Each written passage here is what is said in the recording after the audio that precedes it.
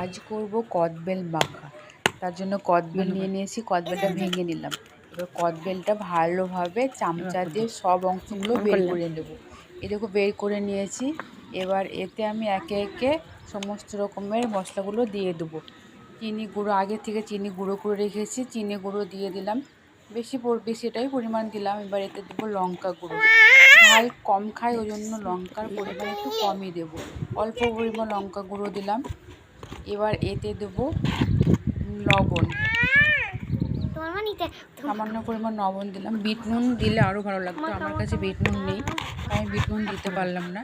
এবার এগুলো ভালোভাবে হাত দিয়ে মাখিয়ে নেব। বেলটা একটু শক্ত ছিল, পেকেছে কিন্তু একটু শক্ত ছিল, ওই জন্য হাত দিয়ে ভালোভাবে মাখাতে হবে। আর বেলটা কিন্তু অনেকটা মোটা ছিল, আকারে কিন্তু অনেক মোটা, ছোট বেলটা নয়, অনেকটা মোটাই ছিল। ওই যে হাত দিয়ে ভালোভাবে মাখিয়ে নিচ্ছি, খুব সুন্দরভাবে মাখিয়ে নেব।